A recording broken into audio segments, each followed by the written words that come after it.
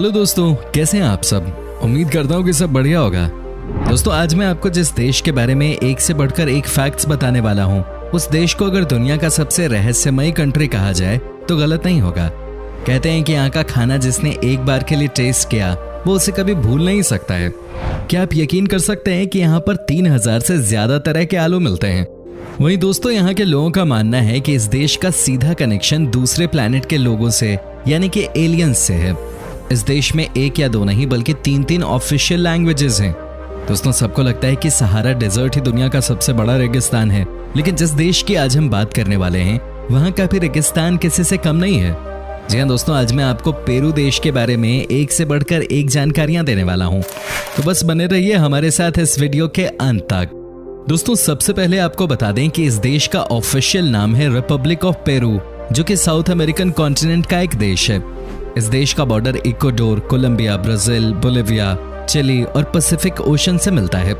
देश की कुल जनसंख्या है 3 करोड़ के आसपास और पॉपुलेशन के हिसाब से ये दुनिया का 43वां सबसे बड़ा देश है। इस कंट्री के पास टोटल लैंड एरिया है 1,02,80,000 स्क्वायर किलोमीटर और यहाँ पर आपको 26 लोग पर स्क्वायर किलोमीटर पे मिल जाते हैं। यहाँ की 80% आबादी बड़े शहरों में रहती है, जबकि 20% आबादी गांव की है। वहीं आज के दिन पेरू को जवान देश कहा जाता है, क्योंकि औसतन इस देश के लोगों की उम्र इस समय सिर्फ 31 साल ही है। दोस्तों, आपको बता दूं कि पेरू में 3 भाषाएं बोली जाती हैं, यानी कि ऑफिशियल लैंग्वेजेस यहाँ पे 3 हैं, स्पेनिश, क्वेचा एंड आयमारा। हालांकि ये बात अलग है कि यहाँ पर आज भी 70% से ज्यादा लोग स्पेनिश बोलते हैं। वैसे आपको बता दूं कि अमेज़न जंगल के आसपास के लोग कम से कम 13 भाषाएं बोल लेते हैं। यहाँ की बात भी हमारे देश की तरह ही है, हर एरिया की अपनी ही भाषा है। दोस्तों, क्या आपको पता है इस समय दुनिया का सबसे बड़ा वंडर प्लेस यानी कि माचू पिचू पेरू देश में ही है। क्या आप इमेजिन कर सकते हैं कि इस देश में सी लेवल से 8000 फीट की ऊंचाई पर यानी कि पहाड़ की चोटी पे एक ऐसा शहर बना हुआ था जिसके बारे में लोगों को पता तो था, लेकिन कोई इसे ढूंढ नहीं पाया था। लेकिन 1911 में आर्कियोलॉजिस्ट हीरम बिंघम ने इस शहर को खोज निकाला। दोस्तों, आज भी इतनी सुविधा होने के बाद भी लोग इस माचू पिचू को देखने के लिए पहाड़ की ऊंचाई तक पहुंच नहीं पाते हैं। और आज से सैकड़ों साल पहले कैसे इतनी ऊंचाई पे घर बनाए गए होंगे, वो वाकई में किसी को भी चौंकाने वाली बात है। अब खुद ही सोचिए कि आज भी जो इस टूरिस्ट प्लेस तक पहुंचते हैं वो परेशान हो जाते हैं, क्योंकि इसकी ऊंचाई ही इतनी ज्यादा है। ऐसे में उस जमाने में कैसे इतनी ऊंचाई पे काम किया गया होगा, ये आज भी एक बड़ा सवाल बना हुआ है।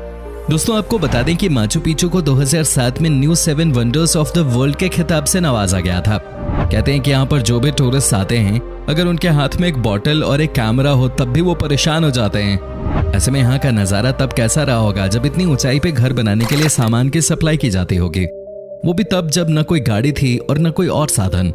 चल दोस्तों, अगर आपको मोटे होने का शौक है तो पेरू आपके लिए परफेक्ट डेस्टिनेशन है। लेकिन आप कहोगे कि भाई मोटे होने का शौक किससे होता है, तो आपको बता दें कि इस देश में आपको 3000 से ज्यादा अलग अलग किस्म के आलू खाने को मिलते हैं। जी हाँ, क्या आप सोच भी सकते हैं कि 3000 से भी ज्यादा वैरायटी होती है इस देश में आलूओं की। कहते हैं कि पेरू से ही ज्यादातर साउथ अमेरिकन देशों में आलू एक्सपोर्ट किया जाता है। क्या आपको पता है कि दुनिया की सबसे बड़ी उड़ने वाली पक्षी का नाम क्या है?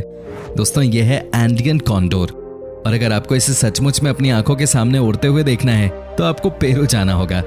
जी हाँ, यहाँ के एंडस माउंटेन्स पर ये पक्षी नजर आ जाते हैं। इन्हें देखने के बाद आपको पहले यकीन ही नहीं होगा कि पक्षी क्या ये इतने बड़े भी हो सकते हैं। यहाँ का नजारा भी कमाल का होता है। दोस्तों, क्या आपने लेक टिटिकाका के बारे में सुना है? अगर नहीं तो आपको बता दूं कि ये दुनिया का सबसे ऊंचाई पे बना हुआ झील है। जी हाँ, पेरू में स्थित ये झील 11,436 फीट पर है। इसके बारे में कहते हैं कि यहाँ की सुंदरता अलग ही लेवल पर है। आपको हर समय इस झील के पास हजारों टूरिस्ट मिल जाते हैं, क्योंकि ये पेरू का बड़ा टूरिस्ट अट्रैक्शन है। क्या बात है। दोस्तों, क्या आपने मिस्टीरियस नाज़का लाइंस के बारे में सुना है? अगर नहीं तो हम आपको बता देते हैं कि ये सबसे रहस्यमयी जगह है दुनिया की। जी हाँ, यहाँ पर बड़े बड़े 70 चित्र बने हुए हैं, जिनमें से कुछ इंसानों के हैं तो कुछ जानवरों के। साथ ही साथ यहाँ पर बहुत ही बड़ी संख्या में रेखाएं भी खिंची हुई हैं। कहते हैं कि ये जगह है दुनिया की सबसे बड़े मिस्टीरियस जगह, और आज तक किसी को नहीं पता चल पाया है कि आखिर क्या वजह है कि यहाँ पर इतनी सारी रेखाएं एक साथ मौजूद हैं। कहते हैं कि ये शायद एलियंस का किया हुआ काम है, जो कि हजारों साल पहले इस जगह पे उतरते थे और उनकी मदद करने के लिए कुछ धरती के इंसान आते थे। हालांकि इस बात में कितनी सच्चाई है ये आज तक पता नहीं चल पाया है। वैसे आपको बता दें कि इस देश में माना जाता है कि अमेज़न के जंगलों में एलियंस आज भी आते हैं और वो आज भी किसी न किसी इंसान के संपर्क में हैं। दोस्तों, पेरू देश को कंट्री ऑफ बर्ड्स कहें तो गलत नहीं होगा। आपको इस देश में एक से बढ़कर एक अलग अलग तरह के पक्षी देखने को मिल जाते हैं। क्या आपको पता है कि पेरू के नाम वर्ल्ड रिकॉर्ड दर्ज है कि यहाँ पर एक समय पर एक साथ आपको सबसे ज्यादा अलग अलग तरह के पक्षी देखने को मिल जाते हैं। क्या बात है। शायद इसीलिए इस देश को साउथ अमेरिका का सबसे स्पेशल देश कहा जाता है।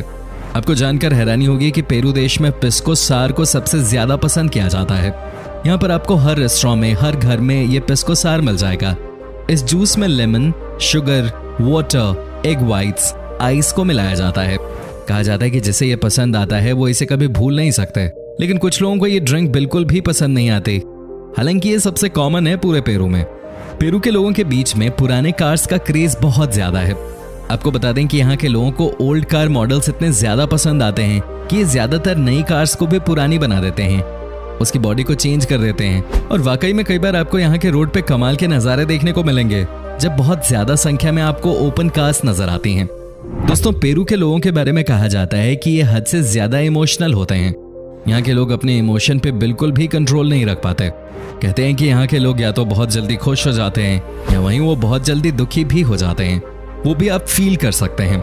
जब भी यहाँ पे कोई फुटबॉल मैच होता है तो स्टेडियम का नजारा कमाल का होता है। अगर पेरू की टीम जीत गई तो समझिए कि यहाँ पर एक हफ्ते तक पार्टी का माहौल होता है, नहीं तो सब रोते हुए नजर आते हैं। दोस्तों, आपको बता दूं कि दुनिया के सबसे बढ़िया खाने की जब बात आती है तो इसमें टॉप 3 देशों में पेरू का नाम भी लिया जाता है। जी हाँ भाई, ये बहुत ही कमाल की बात है।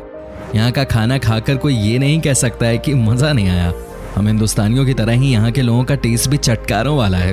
अगर आप नॉनवेज के शौकीन हैं तो ये देश आपके लिए जन्नत है, लेकिन अगर आप वेज खाना पसंद करते हैं तो भी ये देश आपका जबरदस्त तरीके से स्वागत करता है। एक से बढ़कर एक अलग अलग तरह के सूप आपको यहाँ पर मिल जाएंगे। वाकई में फूड के मामले में ये देश जन्नत से कम नहीं है। कहते हैं कि सबसे हेल्दी खाना खाने के मामले में जर्मनी के बाद पेरू का ही नाम आता है। अगर आप कभी जाओ पेरू घूमने तो यहाँ के अलग अलग तरह के खाने का स्वाद चखना बिल्कुल मत भूलिएगा। पेरू में 90% लोग ईसाई धर्म को मानते हैं। हालांकि ऐसा नहीं है कि दूसरे धर्म के लोगों की यहाँ कोई वैल्यू नहीं है। यहाँ पर हर धर्म के लोग बसते हैं और किसी के साथ आज तक कोई परेशानी नहीं हुई है, क्योंकि यहाँ के लोगों का मानना है कि ईश्वर एक ही है, चाहे आपकी मान्यता अलग अलग ही क्यों ना हो। वाकई में ये बहुत बड़ी बात है और दुनिया को पेरू के लोगों से सीखने की जरूरत है। दोस्तों, इस देश में सोने का उत्पादन खूब होता है। आपको यकीन नहीं होगा कि वर्ल्ड में सबसे ज्यादा गोल्ड प्रोडक्शन के मामले में पेरू 6ठे नंबर पे आता है। खास बात यह है कि इस देश के सोने को बहुत ही हाई रेट किया जाता है। आज के दिन में पेरू का सोना दुनिया के हर कोने कोने में पहुंचता है। कहा जाता है कि यहाँ की इकोनॉमी इंटरनेशनल गोल्ड मार्केट के रेट पे बहुत हद तक डिपेंड करती है। दोस्तों, आपको तो पता ही होगा कि पूरे साउथ अमेरिका देशों में अमेज़न जंगल फैला हुआ है। आपको बता दूं कि पेरू का 60% हिस्सा भी इन जंगलों से घिरा हुआ है। इस मामले में पेरू ब्राजील के बाद दूसरा सबसे बड़ा देश है, जहाँ की सबसे ज्यादा हिस्सा अमेज़न जंगल से भरा हुआ है। वाकई में यहाँ पे अमेज़न जंगल का नजारा ब्राजील से भी ज्यादा खतरनाक लगता है। दोस्तों, पेरू देश की एक अलग ही परंपरा है। क्या आप यकीन कर सकते हैं कि पेरू में एक ऐसा नियम भी है जहाँ पर शादी से पहले भी लड़का और लड़की एक साथ रह सकते हैं, जिसे ट्रायल शादी के नाम से जाना जाता है। अगर इस ट्रायल शादी के दौरान बच्चा हो गया और इन्हें लगा कि ये दोनों एक दूसरे के लिए नहीं बने हैं तो बच्चे को कम्युनिटी में दे सकते हैं और लड़का लड़की अलग हो सकते हैं। हालांकि ये बहुत ही ओपन सोच है, बहुत ही अलग है, लेकिन मेरे ख्याल में इस नियम को बदलने में ही भलाई है कि नहीं। दोस्तों, आपकी क्या राय है? हमें कमेंट सेक्शन में जरूर बताइएगा। दोस्तों, क्या आपने कभी विनिकुंका माउंटेन के बारे में सुना है? अगर नहीं तो आपको बता दें कि इसे रेनबो माउंटेन भी कहा जाता है। यहाँ की बात ही अलग होती है। हद से ज्यादा खूबसूरत ये पहाड़ कलरफुल नजर आते हैं। कहते हैं कि यहाँ पर जो पहुंचता है वो इस लोकेशन को देखकर कहीं खो जाता है। वाकई में दोस्तों, ये बहुत ही खूबसूरत जगह है। हालांकि आपको बता दूं कि इस माउंटेन पे पहुंचने में कहा जाता है कि कम से कम 6 दिन का वक्त लगता है। भाई, बात तो सही है। अगर आपको दुनिया के सबसे खूबसूरत पहाड़ देखने हैं तो आपको मेहनत तो करनी ही पड़ेगी। दोस्तों, अमेज़न रिवर जो कि दुनिया की सबसे बड़ी नदी है, उसकी शुरुआत भी पेरू देश से ही होती है। तभी तो कहा जाता है कि पेरू देश जो है वो नेचुरल ब्यूटी से भरा हुआ है और यहाँ के लोग बहुत लकी हैं कि आज के जमाने में भी ये नेचर के इतने करीब हैं। क्या बात है।